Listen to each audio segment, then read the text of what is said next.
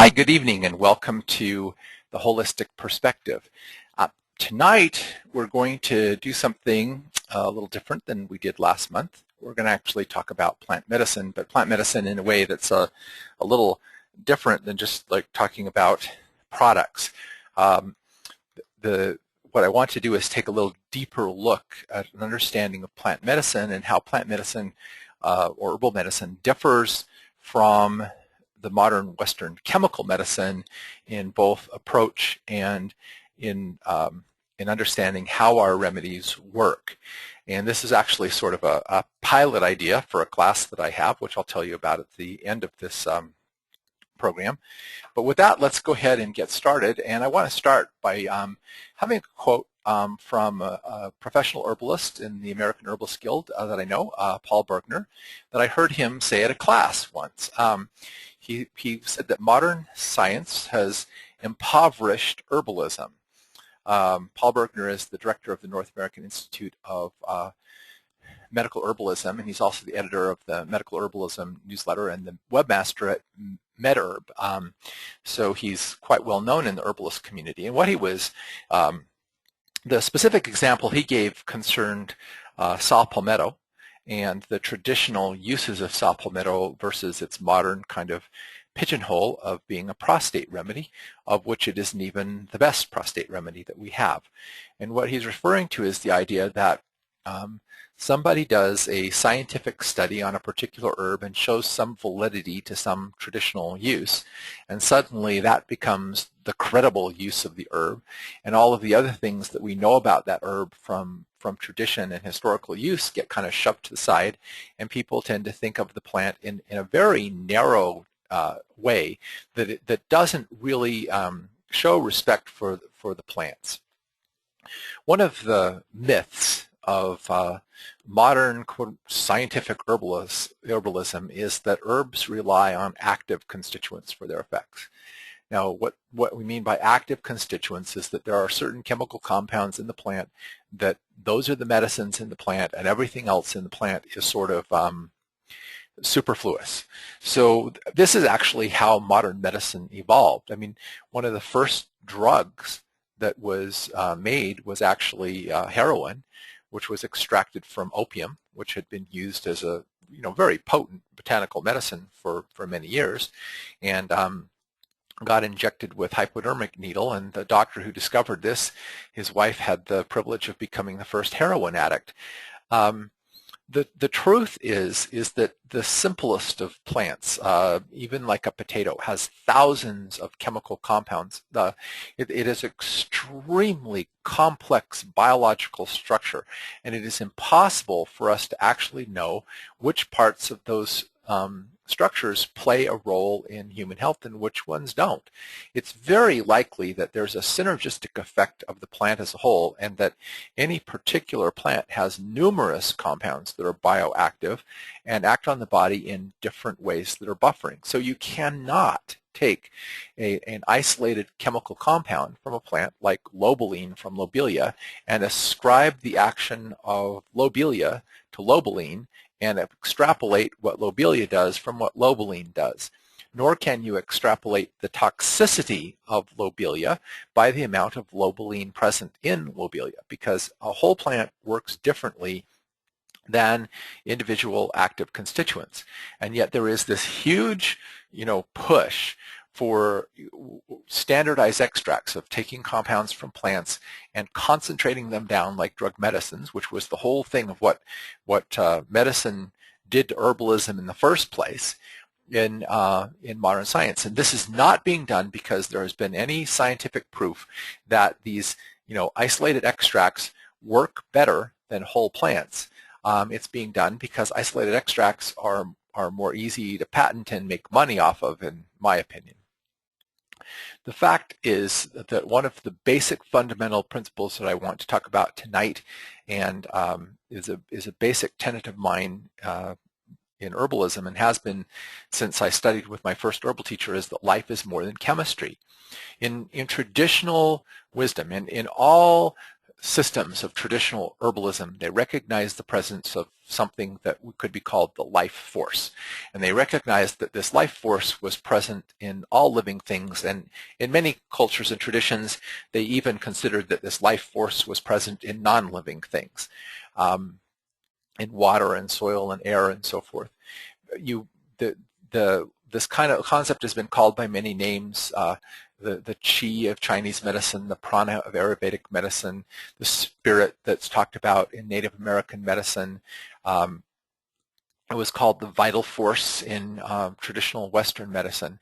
But the belief is that the real source of healing is not the actual chemical compounds themselves within the plant so much as the plant's life force, that the plant's vital energy, the plant's chi or prana or life essence is what really provides the healing, and that the chemical compounds are actually support for this life force. The way this was originally communicated to me was that my first herb teacher, Edward Milo Millett, said that light is life and light is health, and he basically likened the battle of health and sickness to darkness and light. That he had some, spiritual experiences in his study in which he'd gotten this idea that light programmed matter in certain ways, and that the plants actually were taking and capturing the light energy of the sun and using that light energy to organize the inorganic or non-living materials of the earth into complicated life forms that one of the things you have to remember about life forms is that life forms are not like a rock. A rock is a static entity. A life form is a dynamic entity. And in Chinese medicine, they consider that the qi creates the body, not the other way around. It's a similar concept in other things, that the matter organizes itself around the energy field of the life force, and the physical structure becomes a manifestation of the life energy. This is a very ancient concept. Also within this concept of traditional herbalism is that disease is in imbalance.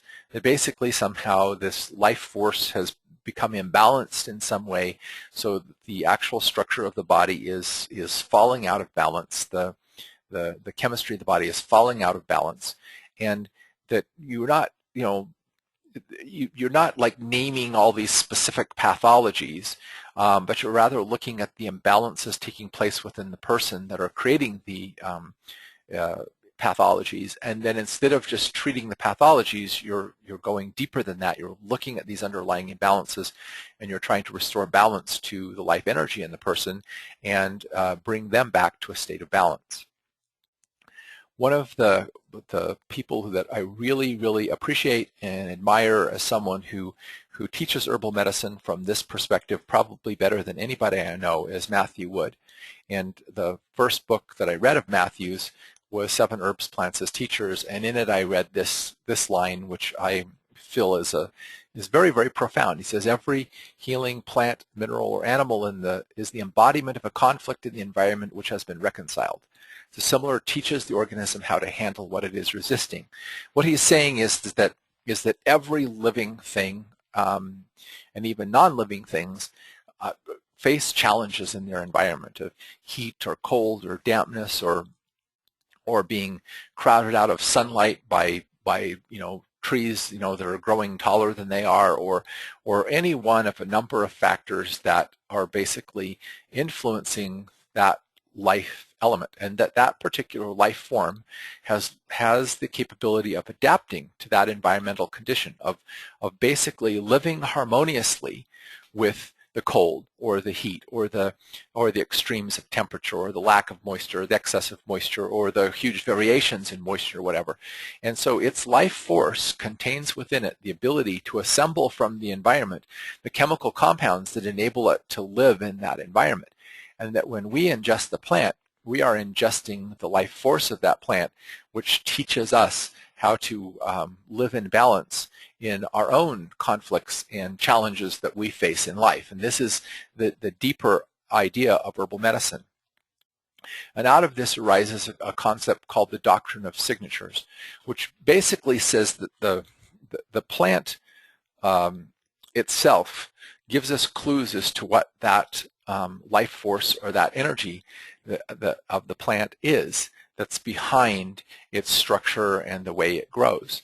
Now, so signatures are clues that are about how a plant can be used based on factors like its taste, its smell, its color, its physical form, its shape, the habitat it grows in, and the growing pattern. This is actually one of the most important ones, and it's one of the ones that is probably the most difficult to understand because it requires observing the plant over time and how the plant unfolds in its life form from the seed into the full flowering plant, and how the plant grows and how the plant, basically manifests itself. Ed Millett suggested that this was a dance, that I know many of you have probably seen the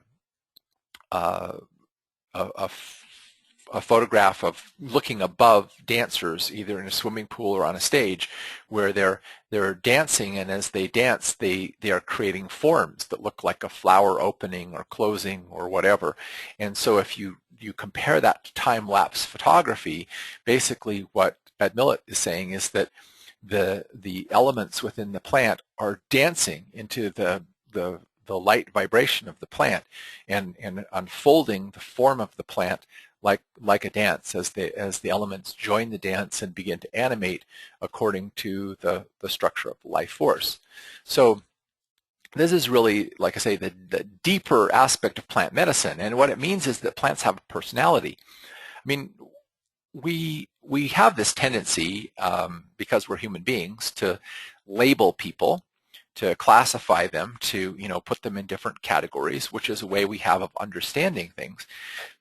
But a person's personality is actually a very complex thing. We can sense a person's personality. We can come to know a person's temperament or personality.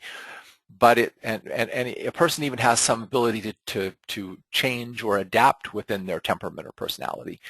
But it's very difficult to put that into words. And when we try to put it into words, we don't necessarily fully capture the essence of that person. But plants have personalities too, both as groups, as species, but also as individuals. And when we're looking at herbal medicine in this way, we're actually trying to understand the personality of the plant, like we try to understand the personality or temperament of a person. And then we're matching plant personalities to people personalities to help the people balance out their own expression of life force and life energy. Within this framework is the concept of synergy, and that is that a whole is greater than the sum of its parts. And so the same chemical element, such as chlorine, will react differently within the body when presented to the body in different forms. So the whole has an action unique and apart from its separate components. One of the things I think was very interesting to me that was a validation of this concept was when I was helping Nature Sunshine when Nature Sunshine came out with their target mineral products. And I worked with Dr. Harvey Ashmead, and we co-authored a little book called Minerals Right on Target to explain about Dr. Ashmead's research with amino acid chelates. And what Dr. Ashmead had discovered is that if you bond a mineral to a specific amino acid, the amino acid it's bonded to directs where it winds up in the body and what biochemical processes it winds up interacting with. So you bond the same mineral to a different amino acid and it's going to travel to different organs. Well, this suggests that minerals and plants may be very targeted. There's a very strong concept in all forms of traditional herbalism that herbs have organ and tissue affinity. That is, that certain plants have affinity for certain tissues and organs in the body. And it may be that a plant that's rich in potassium, that has an affinity for the urinary system is going to be delivering that potassium to the urinary system, where another plant that's high in potassium that maybe has an affinity for the circulatory system is going to be delivering that potassium to work in the circulatory system. So it's targeted. It isn't, you can't just say because the plant contains potassium, it's going to work on all of these different concepts. The plant has its own unique power that's a synergy of its ingredients, not just the sum of all of the individual ingredients.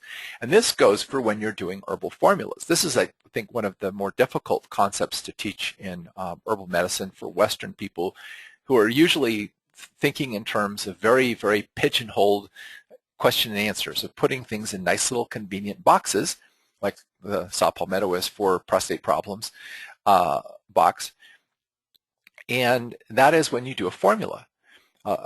When you look at an herbal formula, you can't just say, okay, capsicum is in that formula, and then you list all of the properties of capsicum and assume that if you take that formula, you're getting all the properties of capsicum.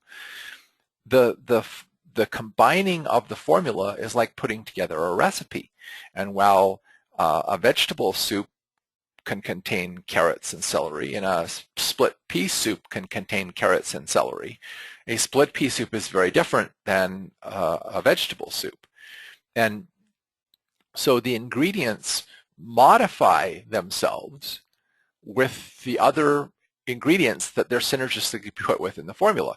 So for example, if I take a formula and I put 4 parts of hawthorn in it, and then I put capsicum in it in one part and lobelia in it in one part, the capsicum and lobelia, the hawthorn's tendency to have affinity for the cardiovascular system tends to direct the action of the capsicum and lobelia towards the cardiovascular system more than towards other tissues. Whereas if I take that same lobelia, for example, from that formula, and I combine it with some herbs like mullein and echinacea that work more on the lymphatic system, the action of lobelia will target more towards the lymphatic system because of the synergy of the way the formula works together. So the synergy alters the effects. The other thing that alters the effects of plants is the way that you prepare the plant. You can't just say, okay, that glycerite, a tea, capsule, and an alcohol tincture of the same plant are going to react with the body in precisely the same manner and have the same properties. This is because there is some difference in the constituents that are going to be extracted through those various ways of processing the plant. And so this is also one of the things that makes a lot of herb books kind of not necessarily be completely accurate, is that you'll take an herb book and it'll list all these historical uses of an herb, but it mentions no historical use in the way that plant was used for that. I mean, and again, this goes back to me when I was first learning to understand herbs. I had a field guide to Rocky Mountain wildflowers that included Native American uses for plants. And one of them was yarrow. And in the book it said that the Native Americans used a hot infusion of yarrow for teas, for fevers and colds. They used a cold decoction of yarrow for kidney problems and digestive complaints and to stimulate appetite. They used the dried leaves of yarrow to staunch wounds and bleeding, and they chewed on the leaf for the relief of toothache. And it wasn't actually until I read something in Matthew Wood that I understood the toothache part, because the very young leaf of the yarrow in the spring has a purple tip on it, and that purple tip, if you chew on it, contains an analgesic that will numb your tongue, similar to clove. So you cannot take a dried, mature leaf and chew on it and get a relief from a toothache. You can only get the young, tender leaf from the spring to get that topical analgesic effect.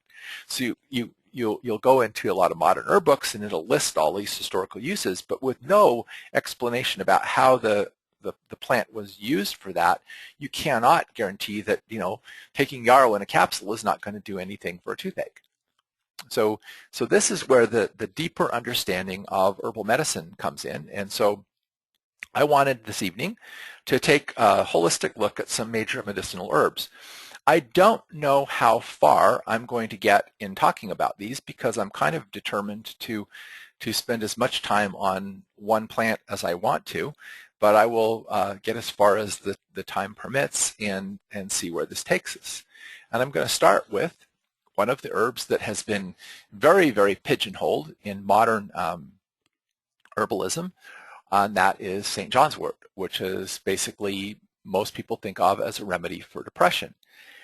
However, if you look at some of the traditional uses, that you'll see that there's a whole lot more to St. John's wort than just an antidepressant remedy. St. John's wort has been used to treat anxiety and insomnia. It's been used as a remedy to heal damaged nerves, including paralysis of nerves due to nerve damage. It is a remedy that regulates the digestive tract to normalize digestive function. It has been used as a wound healer to promote the healing of various injuries. It is a urinary tract remedy. It has also been used for cough and for asthma, and it is a traditional remedy for not just depression and anxiety, but mental illness. So to understand St. John's wort, we need to kind of look at this concept of some of the signatures of St. John's wort, to look at the plant itself. I have some St. John's wort planted in my yard, so I've kind of looked at the plant and kind of understand it. One of the things that's very interesting about St. John's wort, which is Hypericum perforatum. The perforatum in the Latin name refers to the idea of holes and like perforated. And the leaves of St. John's wort have tiny holes in them, which if you hold the leaf up to the light, you get little pinholes of light actually passing through the plant. Now what's interesting is cattle, I think particularly sheep are prone to this, but if cattle eat too much St. John's wort, it causes phototoxicity, meaning it sensitizes their skin to the effect of sunlight so that they actually get a chemical reaction that actually creates a toxic effect in their skin. There is very little evidence that this actually takes place in human beings. When I first got involved in herbalism, there's this big warning about you got to be careful with St. John's wort because it can cause phototoxicity. However, in talking with professional herbalists, the only people who have ever experienced this that I've ever run across are some people who've gone out and spent a long time picking fresh St. John's wort and got a lot of it on their hands. And then when their hands were exposed to sunlight, they got a bit of a rash.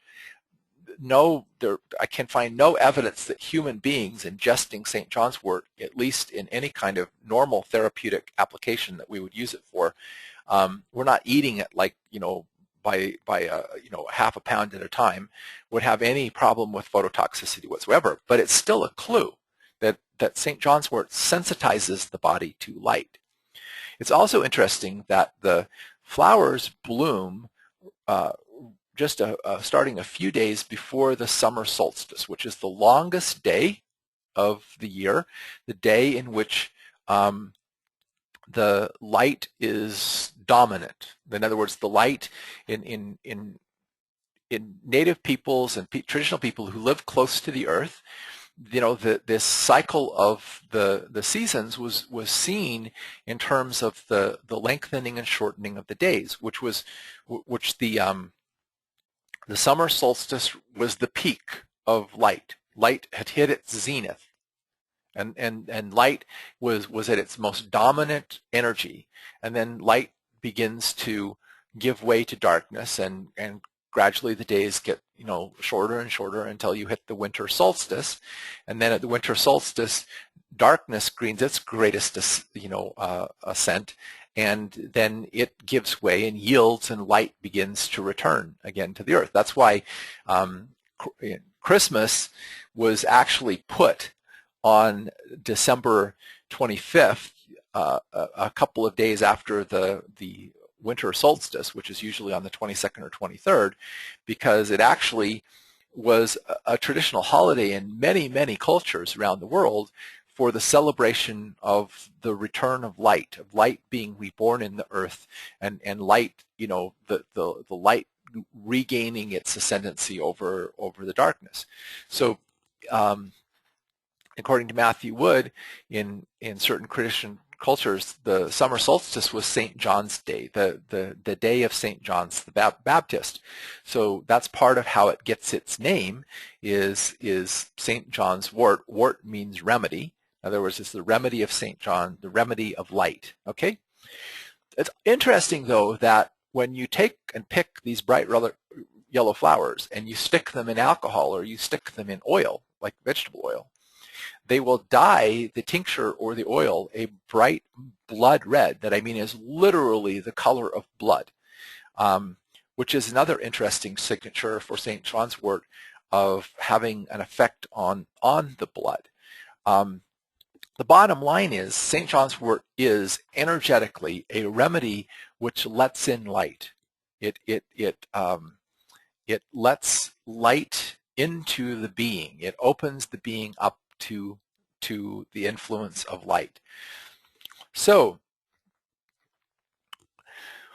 one of the ways that St. John's wort has been used that I find most interesting and is way overlooked in modern herbalism is as a remedy for the nerves. Now obviously the nerves are sort of the carriers of light or enlightenment or intelligence, okay, if we will, in the body. And so it makes sense that a remedy that lets in light would contribute to enlightenment and to nervous system function in a positive way. But what's really interesting is that St. John's wort has been a traditional remedy for paralysis or any kind of damage to the nerves, which includes needle-like pains, shooting pains, neuralgias, sciatica, anxiety and hysteria, and it's also been used as a remedy to regulate the solar plexus, which is a ganglia of nerves that gets its name because it actually starts right at the area we call the solar plexus. And when I saw this exhibit called Bodies that they had in Las Vegas, where they actually had taken cadavers and injected them with plastic to preserve the tissue and then, had the different systems, you actually saw the solar plexus. It looked like a little bundle of nerves with rays of sunlight radiating out from it into a circular fashion. So it actually looked like a sun radiating outward as the solar plexus. Again, this signature of light. And the solar plexus is the main regulator of the autonomic nervous system to help, which regulates digestion and heart rate and breathing and so forth. About 12 years ago, I broke my leg, and when the leg was cast and healed and everything, I had a numbness or a lack of feeling and sensation in my groin. Now you can kind of imagine and the inability to have any kind of feeling or stimulus there. Can you imagine that really kind of made me nervous to lose a sensation there, and I knew that there was some kind of nerve damage there. So one of the remedies I actually took was St. John's wort, which I applied in both internally and also in oil form, rubbing in topically where my leg had been injured and everything, wherever possible that the nerves were. I tend to use both the St. John's wort oil and the St. John's wort internally for nerve damage, but for really serious nerve damage, what's typically used is the homeopathic remedy of St. John's wort. It's called Hypericum, the Latin name for St. John's wort, and is usually used in a dosage of about 200 C. However, I do find the herb actually is helpful for helping the body heal from various kinds of nerve damage, and it tends to promote nerve regeneration and repair. Now that's a really, really important thing to know about St. John's wort that a lot of people are unaware of. Now people are aware that St. John's wort is an emotional remedy, but again, the idea of depression is way too narrow to define the understanding of what this is. Remember, this is a remedy that lets in light. And so one of the traditional uses of St. John's wort is for people who are afraid of the dark, particularly children who are afraid of the dark. The flower essence is actually used for nightmares, which suggests that the herb itself actually could have some benefit for people who are having nightmares or children who are having nightmares. One of the forms of depression that St. John's wort is really good for is for wintertime depression, cabin fever or SAD syndrome, which we know is partially caused by a deficiency of vitamin D3. But if you think about, again, St. John's wort as the bearer of light, as the herb of the summer solstice, then the St. John's wort taken in the winter, in the dark time of winter, is bringing the light of summer into the darkness of winter, and lifting the spirit, lifting the energy of the person during that dark time. It's a emotional remedy for frail elderly people who are suffering in pain. I mean, pain is a sign of problems with the nerves, right? And they're discouraged because of their pain and their discomfort. So it helps lift them up and buoy them up, and also helps with the pain that they're experiencing in their nervous system. It's a remedy that can work for chronic fatigue or exhaustion. It's also a remedy that helps with the hiatal hernia, which I have on my website, modernherbaleducation.com. I have a whole article on the hiatal hernia, and I've also posted 2 video clips on the hiatal hernia on YouTube, showing people how to work with this, which is something I learned from Jack Richardson. But the hiatal hernia is an imbalance in the solar plexus, and the solar plexus is what gives us the experience of gut instinct. In other words, you heard of the idea of listening to your guts. In Tom Brown's survival books, his native teacher taught him about this concept of inner vision, of the guidance of the Creator, and the Creator spoke to you from the center of your being. Well, the center of your being anatomically, the center of gravity in your body, is the solar plexus, which is right under the sternum, a little soft spot above the stomach and underneath the breastbone. Well, the way that talks to you is that when something is wrong, when you're moving yourself into danger or problems, the solar plexus tenses, okay, and you get that like you get this tightening that kind of crunches the body forward a little bit, and then when things are kind of all clear, you get this sigh of relief, and this release of tension at the solar plexus. So one of the things I believe that happens with a hiatal hernia is that people aren't listening to their guts. They're constantly doing things that are stressing their body, putting their body in physical harm and danger, putting themselves in emotional harm and danger, and they're not listening to their guts. They're overriding their instincts. And that when you constantly override your instincts, that solar plexus area gets tighter and tighter and tighter and winds you up more and more inside in this like knot in your stomach.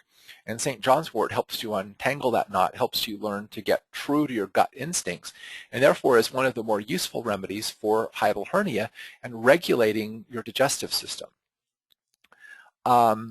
Stress and fear has an effect on the urinary system. We all hear this with the idea, he was so scared, he wet his pants, that sort of thing. So since stress and fear can affect the urinary system, when stress and fear are affecting the urinary system, St. John's wort can actually be a remedy to heal urinary complaints that are caused by that stress and fear. Now here's another interesting one. Last year, I developed frozen shoulder. My shoulder literally froze up. I lost a huge amount of range of motion. I went to the chiropractor, and they were trying to loosen it up and talking about getting frozen shoulder. I went to massage therapists, and they did some things.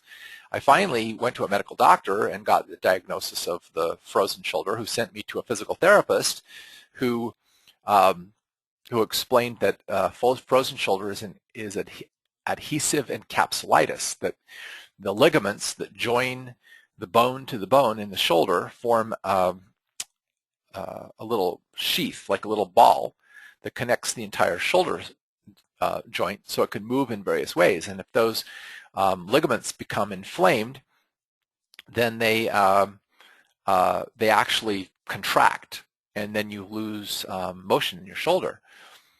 Well, it's he gave me these recommendations for these exercises to do to kind of gradually stretch my shoulder out and everything. He said you have to be careful though, because if you overstretch it, you'll create more inflammation and it'll seize up again. So I was kind of working on that, and then I did a webinar for our Gold Associate program with Phyllis Light, and she happened to mention this thing about using St. John's wort for frozen shoulder.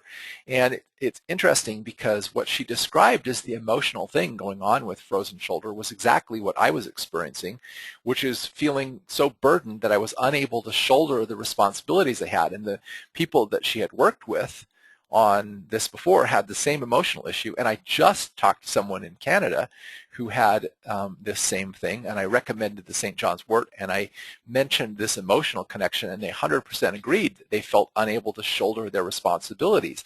And so St. John's wort, in taking St. John's wort, it actually completely restored the range of motion in my shoulder back to like 95% of normal within a month, which the doctor said it was going to take anywhere from 6 to 18 months to restore the normal range of motion in my shoulder. I was pretty impressed. And that's St. John's wort, which again is like, a whole lot more than a remedy for depression. But because of its ability to let in light, St. John's wort is also a protective remedy. It basically helps protect people against negative influences, against negative people, against negative thoughts. Like I mentioned, the flower essence is a remedy for nightmares and also for feeling vulnerable, which is probably also some of the emotional thing I was feeling last fall. According to Matthew Wood, St. John's wort was used with wood betony as a treatment traditionally in Western herbalism for mental illness, hallucinations, which would go along with schizophrenia, and the plant was actually used to ward off evil influences. In fact, Matthew tells an interesting story in one of his books where this person had this neighbor or guy who would come by her house, and he would curse and scream at her children and other kinds. He was kind of mentally ill or whatnot, and he got her to plant St. John's wort around the perimeter of her property. And while they were in the middle of planting the St. John's wort, this guy came by and he got close to the property and just kind of fell over and dragged himself away, and he never came and bothered him again. Now, that kind of thing seems really strange to us in modern society because that seems so unscientific. But, I really do believe that plants have very powerful energetic properties that can act as protective influences against negative influences. And St. John's wort is a very protective remedy, again, something that dispels darkness and brings in light. These are just a few of the other uses for St. John's wort. It helps balance stomach acid by regulating the solar plexus, so it's useful for over-acidity or under-acidity. Because it balances the solar plexus, it also can be used to improve appetite. It is a bedwetting remedy. Bedwetting, in my experience, is often brought about by fear. Children who have an inner fear for some reason, that can often be due to abuse, but sometimes it's just due to the fact that they have fears that they haven't learned to work through. And St. John's wort helps people deal with fear and helps them feel more light and protection. So that can be helpful as a bedwetting remedy. It's also been used for burning urination, bladder urination, and pus in the urine. St. John's wort has anti-inflammatory properties of reducing inflammation, so it can be used in a number of instances for inflammation. It's also been helpful in cases of whooping cough, asthma, and bronchitis. It's been used for jaundice and liver weakness. It's an old-time remedy for rheumatism, which basically Matthew Wood feels that the modern term for rheumatism is fibromyalgia, that basically they're really one and the same condition. There are conditions of muscle ache, pain, and tension that kind of are systemic. It was a remedy for tetanus. Interestingly enough, St. John's wort actually has some antiviral properties. In particular, St. John's wort showed promise in some research as as something that worked on the retroviruses, the HIV viruses that are believed to be responsible for AIDS. Now, while I have some doubts about that particular hypothesis, St. John's wort actually does have some benefit for AIDS patients. It's also been used for painful menstruation, swollen lymph glands, swollen breasts, and for relieving afterbirth pain. So you notice that it is a mild analgesic remedy in terms of reducing inflammation and easing pain. There are probably other remedies that are more powerful than St. John's wort for that purpose, but it means that St. John's wort in combination with some of those remedies is going to synergistically aid a formula towards the relieving of pain and the reducing of inflammation, so it can work synergistically with other remedies. Well, another herb that I really find very interesting and to me has been way pigeonholed in modern society is black cohosh. And black cohosh is pigeonholed as primarily a female remedy, as a natural estrogen. But again, it has so many uses that go way beyond that, and some examples of other traditional uses for black cohosh include as an antidepressant. And by the way, this is a good time of the year to talk about antidepressants, since coming into the dark season of the year in December, January, and February is when actually depression becomes most predominant with people. It's a remedy for cramps and muscle spasms, which also makes it a remedy for asthma and whooping cough. It's been used to treat angina, interestingly enough. It is also a remedy for rheumatism and rheumatic pains, also a remedy for bites and stings, and it's even been used for fevers. The signature black cohosh is interesting. The root of black cohosh is gnarled and it's tangly, and out of that gnarly, tangly black root grows this tangled foliage. So there's all this like tangly nature, you know, intertwined, wound up kind of thing. And then you see here this beautiful white stalk of flowers that rises up out of that tangled thing, white flowers. So black cohosh goes from the dark black root to the white flowers. It goes from the tangled mess into this, you know, open, free, uplifted energy. So the energy of black cohosh is it moves from darkness to light. It untangles, it unwinds, it sets free, it releases the darkness, the tension, the tangliness, and lifts the person towards the light. Okay, this makes black cohosh have a very interesting energetic. It sets women free. It's extremely helpful. Again, this is going beyond the idea of being estrogenic into the idea of the kind of personality profile of a woman who is really going to benefit strongly from black cohosh. Women who are brooding, withdrawn, and melancholic, kind of sad, lethargic, depressed. In particular, it's really useful for women who have experienced a lot of abusive, possessive, manipulative relationships in which they feel like they've been trapped and entangled in a web of manipulation and deceit and lies. So you get women who, you know, seem to, for some reason, be attracted to men who are very controlling and domineering in a very negative way. I mean, there's a difference between being a leader and being and leading just for your own self-centered use, in which you basically try to control the other person to your own benefit and your own gain without caring what's in it for them. So it has this effect of helping a person untangle and free themselves from this kind of abusive, addictive relationship.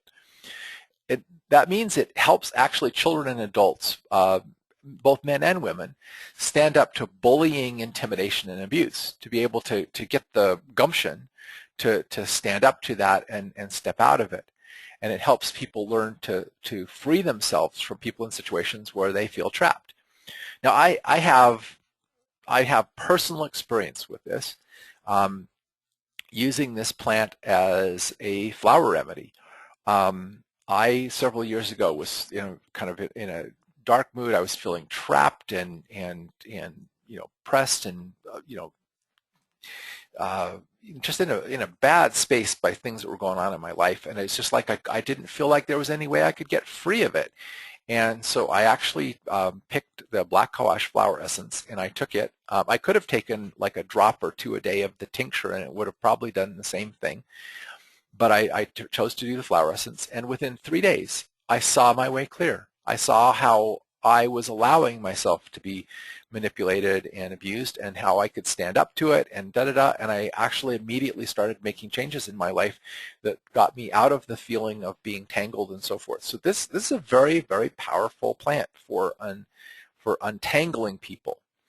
And with that comes the tendency that a lot of times these people carry that dark cloud around with them, that black cloud of depression. In some of the cartoons, they depict the depressed person as having this like black cloud hanging, above the back of their head, and their head is kind of bent forward and they're weighing down, and this little black cloud is following them around. You meet people that you almost get this sense that that's what they are, that there's this little black cloud following around. They kind of walk around with slumped shoulders. They look kind of sullen, depressed, dull, broody, withdrawn, and it basically, black cohosh is the best antidepressant for lifting a person out of that particular kind of depression, out of that kind of what I call black cloud depression. It's also useful for depression associated with hormonal imbalance in women, which includes depression associated with PMS, depression associated with menopause, and postpartum depression that comes in the aftermath of childbirth. So we're looking at another great antidepressant remedy. Black cohosh is also an antispasmodic. So part of I like this picture because it kind of illustrates the idea of being tangled up and, bound up and wound up and so forth. And so black cohosh, this is ability to unwind the tension, to set the person free from the tangling tension that's holding them captive, keeping them from moving freely, keeping them from breathing freely, keeping them from being open. So one of the things that Matthew Wood has learned is that black cohosh is an excellent remedy for whiplash, the tension and the pain and the problems in the neck that result from a whiplash injury.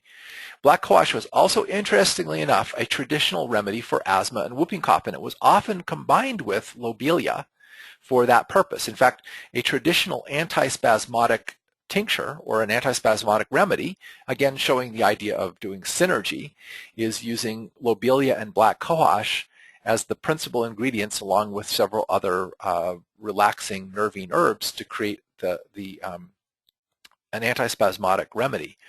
In that line, it's also been used to relieve angina, which can be caused by feelings of stress, tension, holding in pain and so forth, that's binding the heart, binding the person so that their heart can't be free, that can't be open, it's tense. And again, the combination of lobelia and black cohosh was actually another traditional eclectic remedy for angina, because it relaxes the blood vessels and relaxes the spasms in the heart and gets more blood flow going to the heart. Again, has that unwinding thing. Menstrual cramps, of course, are one of the traditional uses for this. I don't think that needs much explanation. But it's also used for cramping and spasm in the gallbladder, back pain and muscle tension. I made a formula some years back using, again, the black cohosh, the lobelia, blue vervain, a little capsicum, some other things, and used it as a topical rub to relieve tension in the back muscles, then following it up with Thai fu oil. My wife at the time had a particular place on her back that the chiropractor had a really difficult time adjusting, and I used that tincture and I rubbed it into the muscles on either side of that spot on her back and just kind of massaged it for about 5 minutes. And then all I did was just gently push on her back and it immediately popped back into place, showing that a lot of the back tension and everything is due to muscle cramping and spasm, which can be relieved by the use of antispasmodics like lobelia and black cohosh. So just as a bottom line, remember that black cohosh unwinds and untangles. Okay, so here is, lobelia, small amount of capsicum, maybe some other nerving rooms, and you can make that antispasmodic tincture, muscle pain, menstrual cramps, pain during childbirth, spasms and cramps, or high blood pressure. The only thing is that black cohosh should not be used during pregnancy because of its estrogenic effects, although it can be used at the very end of pregnancy to help bring on delivery at the time. Another thing that's helpful is both lobelia and black cohosh are powerful remedies for bites and stings. So you can use them topically on insect bites, bee stings, and so forth. Black cohosh is also a remedy for pain, like St. John's wort. It contains salicylates, which are natural forms of aspirin, same kind of thing as in white willow bark, which means it's not just relaxing muscle spasms, it's also has an analgesic fever-reducing action, which is why it's been used for tension headaches. Now black cohosh can cause vasodilative headaches. Black cohosh is a very, very potent herb, and that's why one of the better ways to take it is like in the flashies, which kind of releases it slowly into the system, because even one capsule of black cohosh can actually be an overdose for some people. When used in an extract form, the dose is typically just a few drops because, like lobelia, it's a really powerful plant. But in large doses, it has such a strong vasodilative effect that it'll cause too much blood to rush up into the head, and you'll get a throbbing, pounding headache. But when you have a vasoconstrictive headache, where there's too much muscle tension and vasoconstriction, and you're getting too little blood flow to the head, a small amount of black cohosh will have an analgesic effect of relaxing the blood vessels, getting more blood up to the head, and also having the natural aspirin to help ease the pain. This is also part of the reason why black cohosh has been used for painful menstruation, used after childbirth to ease childbirth pain. It's also another one of the remedies like white willow that's been used for rheumatic and arthritic pains, and it's also been used as a fever reducer. So it can be combined with things like white willow and so forth to do this. One of the formulas that we have in which black cohosh plays a critical role for this analgesic / anti-inflammatory role is in nerve 8, which contains white willow and black cohosh as key ingredients, along with several other analgesic anti-inflammatory herbs, which means that nerve 8 is a really good remedy for this kind of pain, where you've got pain associated with tension and inflammation, both at the same time. It's going to reduce the inflammation, and it's also going to relax the muscle pain and tension. I have time for probably one more. I go through this in a hurry, which is not a plant, unfortunately, it's sold as a single for Nature Sunshine. But if this plant was brought to my attention recently when a professional herbalist friend of mine recommended that I use it as part of a tea to help me with some things I'm working with. Nettles have been traditionally used for low blood pressure, kidney problems, arthritis and gout, allergies, hives and rashes, anemia and fatigue, and prostate problems. Now, different parts of the nettle are used for different purposes, but we'll kind of cover that here.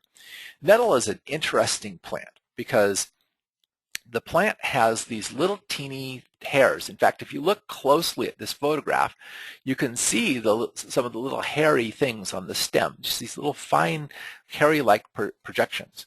You jab yourself with those little things on the nettles, and it injects formic acid, which is what makes an ant bite hurt. and histamine, which is what causes allergic reactions into your skin and causes you to, your skin to swell up and causes pain and irritation to the skin. Now, so here's this plant that actually can bite you if you touch it, and yet it happens to be one of the most nutritious plants on the face of the earth. It is extremely high in protein for a plant. It is loaded with iron. It is loaded with calcium. It is rich in magnesium, potassium, other minerals. And so it's got this incredibly nutritionally rich profile, very nourishing plant with a very prickly defensive system to it. What's also an interesting signature about nettles is nettles love to grow around waste. They love to grow around piles of manure. They love to grow around outhouses. They love to grow around septic systems. They seem to feed on urine and feces and other things and turn this into this rich, nourishing thing. Now, that's a very interesting signature if you think about it. Now, what I know and what my friend reminded me when she recommended nettles is that nettles will not sting, she said, the pure in heart. And when she said that, I knew what she was talking about, because when my sons were really young, and we went on this camping trip, I told my sons, if you approach the things in nature with love, they won't harm you. And that includes the stinging nettle. And I watched my sons caress a stinging nettle plant for about 10 or 15 minutes, telling it how beautiful it was, how much they loved it, and they never got stung. I thought that was amazing. So that's a very interesting signature for nettles. So nettles, the bottom line, is this incredibly nutrient-rich healer. Proteins, vitamin, mineral electrolytes. It helps with the healing of bones and muscles. It's a great remedy for nourishing the blood and overcoming anemia. I had a vegetarian I knew who had developed severe anemia after she had the amalgam fillings removed from her mouth, and she was taking iron supplements and doing all these things, and her iron levels were just not coming back up again. And I recommended that she buy nettles, like a pound of nettles, and also some marshmallow, which is also rich in iron, and that she basically throw the nettles into food. That because they have a kind of a salty taste, they actually add some nice flavor. And she went one better. She actually made a decoction of nettles and pureed it to actually turn it into so that all of the dried herb was just pulverized in her blender, and she drank that. And within 1 month, her iron levels were coming back to normal. Extremely nourishing plant for anemia and blood deficiency. It makes a great nourishing tea. It can actually be cooked and eaten like spinach, chard, or beet greens. In fact, the first edible wild plant I ate was nettles. And I was brave enough to eat it because I knew I couldn't mistake. It stung me earlier that day, and I knew it couldn't be anything other than nettles because it had stung me. So I very carefully picked it, cooked it, and ate it, and I actually liked it. It tasted good. And what's interesting is, after I had eaten nettles, it was when I was sitting up on the hillside that same day, and that's when I got my waking daytime vision that propelled me into the study of herbal medicine. So who knows, maybe it was the spirit of the nettle plant, infusing me with an understanding about, healing with herbs and how healing they could be. So nettles is an incredible tonic. The people who are pale, anemic, low blood pressure, it actually is the traditional pregnancy tonic tea that's used by Utah midwives is alfalfa, nettles, and red raspberry leaf. Alfalfa being extremely loaded with trace minerals and nutrients, nettle being extremely loaded with iron and nutrients, and then of course red raspberry acting as the tea. So nettles is actually a really good thing to use for pregnant women. One of the interesting stories is that I've read a couple of cases where someone, after they've had their thyroid irradiated, by taking nettles on a regular basis, they have restored thyroid function. That's a very interesting thing to consider. I've never personally tried that with someone. In fact, I had forgotten completely about that until I was actually putting this presentation together. But I'm going to keep that in the back of my mind for the next time I run into someone with that to talk about that. Nettles have been used as animal feed, and when animals are fed nettles as part of their animal feed, the cows give better milk and butter, chickens lay more eggs, horses are more frisky. In fact, one of the other things is Rudolf Steiner found that a small amount of nettles added to the compost pile accelerated the compost and actually made the compost richer and helped the bacteria to break down the materials in the compost pile more rapidly. Which leads kind of into this next thing, that nettles are a purifier. Nettles take waste and turn it into nutrition. Nettles are a cleaner, but they're not a cleaner in the sense of like being laxative or diuretic. They're a cleaner in the sense of transforming waste. So the idea that they grow by the outhouse, they're one of the most phenomenal herbs for removing acid waste from the tissues, which is why they're an old-time remedy for gout, because gout is a problem of uric acid crystals, and basically the nettles will go in and just dissolve that, sweep it out of the system, and that also means that nettles also improve kidney function and help remove kidney stones. David Winston, who's one of the prominent members of the American Herbalist Guild, talked about using nettle seed for progressive renal failure in a talk, and I picked that up and got some nettle seed tincture, and I've used it with a number of people who are going into renal failure, and it works extremely well for halting progressive renal failure, and even as part of a program can start to reverse it. David Winston let out one time when someone said, "How did you learn that?" He said, "The plant told me," and then he stopped and he goes, "I didn't mean to say that." But those of us who know about traditional herbalism know that plants do tell us things. And nettle in general is a good nourishing kidney remedy for when the kidneys are depleted.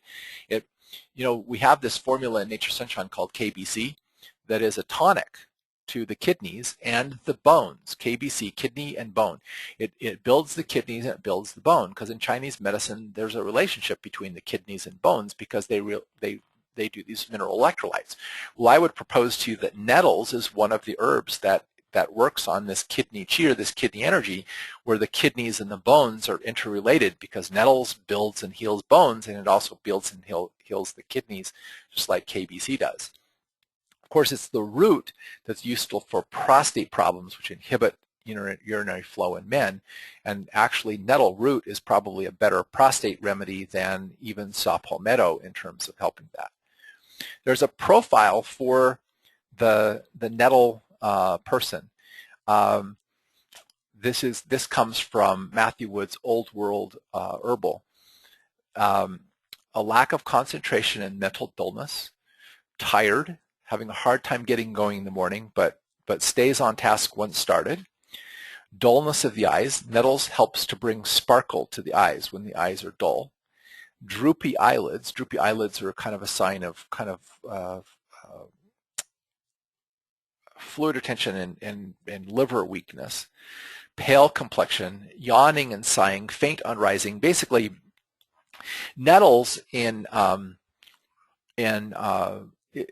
goldenrod are two herbs, both of which work on the kidneys, by the way, that Matthew says are for people who just feel like they just can't make it anymore, like their energy is going and they just don't want to get out of the chair. It's like, where's the nearest chair? I need to sit down. I'm tired. And these herbs, this is interesting because also in Chinese medicine you get the idea that the kidney is the home of the Jing, or the basic life energy that gives you vitality.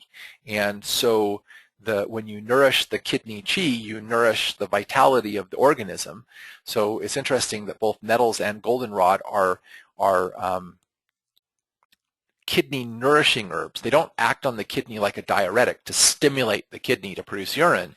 They act on the kidney to nourish the kidney and help improve and rebuild kidney function, which seems to have an effect on improving and rebuilding energy reserves in the body. Interestingly enough, goldenrod and nettles are also both anti-allergy remedies. One of the interesting uses of nettles that we don't make use of in modern situations is the actual sting.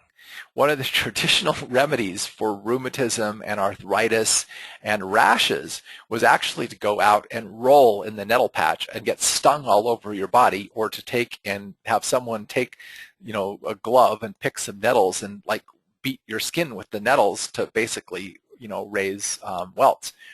I was doing an herb walk with Rosemary Gladstar, and she talked about how she used to pick nettles with gloves, and then she decided that was cheating and started picking them with her bare hands. And at first she said they stung, and then after that she felt this absolutely wonderful, warming, tingling sensation that moved up through her arms, and she felt wonderfully alive and vibrant. And so it's interesting that this is sort of like the hair of the dog that bit you kind of thing.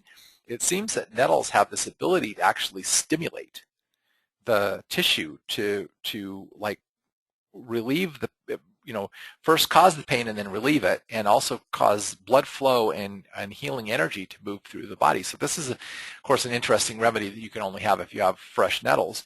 But the formic acid and the stuff that causes the sting actually degrades when nettles, very rapidly after nettles are picked, and also as nettles just naturally dry in the fall, this sting part degrades. And I also need to cover just real quickly that what Amanda McQuaid Crawford told me when she recommended that I use nettles is, she says that when you take nettles, okay, you can be the nourishing, helping person, but you're protected against all those who would do you harm. And I thought that was a very interesting signature, because I could see that that really was, from my understanding, the essence of the nettle plant. Well, I have kind of run out of time, so I don't have time to get into the yarrow and the oak, which I put in here, not knowing how long it would take me to go through these particular remedies. But I have been so I'm going to skip ahead and talk about my idea here. I actually was looking at this and realized that especially based on what happened here tonight, I just spent 45 minutes talking about 3 medicinal plants. Okay, now granted, they're extremely versatile and very powerful medicinal plants, but basically we almost spent an entire hour on 3 herbs. This is in-depth herbal medicine, and I have really been wanting to teach a class on in-depth herbal medicine. And then I came up with the idea of, well, Nature's Sunshine has 85 single herbs, plus I haven't had a chance to try and figure out how to count how many herbal formulas they have, but I thought I should do my advanced herbal training and just base it completely around all the herbs that Nature's Sunshine sells, and do the kind of thing that I'm doing tonight. And so this was kind of a test class. I wanted to see how people responded to it, see if people liked this sort of education, and wanted to have more, and if you would want other people that to have this kind of training. So what I'm thinking of doing, I originally was thinking of doing 3 5-webinar classes. I'm actually thinking I probably will have to do 5 or 6 to cover all of the single herb, all of the singles that Nature's Sunshine sells, along with some of the major things that aren't sold as singles but are key ingredients in some of the formulas, and then talk about the formulas too. I mean, pull up the list of the ingredients in the formulas and talk in depth about what is in the formulas and what the actions of that formula are and why. And I would do it by breaking it down into categories, like I would do all the nervines together and all the diuretics together and all of the expectorants together and cover it that way. So if you would be interested in such a class, just let me know. And in the remaining time, these webinars are really supposed to run an hour, but I will stay around, and if you have any questions that you'd like to ask about the material we covered tonight, and I gave you some notes on 2 more herbs, yarrow and oak, which you can study at your leisure, and maybe what we'll do is I'll cover those in one of these webinars at a later date. So does anyone have any questions or comments they'd like to make about tonight's class, or just any questions in general? I'm here to answer your questions for the next 5 or 10, 15 minutes. No questions? Okay. Nobody has typed in any questions, and I also haven't had anybody type in any comments. So, okay. Got one person who said they'd love to be in this. Oh, the notes. Yes, the notes for this are on the membership area of Tree of Light. I had this last night, but I had a problem. I couldn't get my computer at home. My son David has been sick, and today was the first day he went to the office. I couldn't get my laptop computer at home to save the handouts in the right format. But my son last night did get up a 6 slide per page format, and today, this afternoon, my son came in and we got a 3 slide per page format up. But the PowerPoint, this PowerPoint is up in the member area of the website, which you're free to download this and use this to teach people in your group, or to teach your own webinar. And the handouts are also available for to use as well. So that's one of the ideas of this program, is I'm not just sharing you this information with you. I'm sharing the actual presentation with you to use as you see fit to train other people in your group.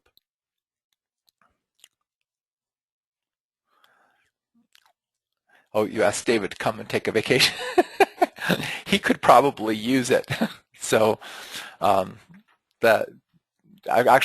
could, but I have a vacation planned in December. I'm going to go down to Mexico for a week. Okay. Another comment. Love the class. Oh yes. Yeah, he is good friends with. So yeah, I'll tell him he should definitely go and do that. Okay, I thank you for the comments, and I'm going to go ahead and end the webinar. I haven't had any other questions to be asked. So appreciate your being part of this program. Our next webinar will be towards the end of the month on our theme for next month, which is going to be weight loss. And I haven't actually decided on the topic for next month's holistic perspective webinar, but I will let you know what that is as soon as the program goes into effect later this month. So have a good evening and good night.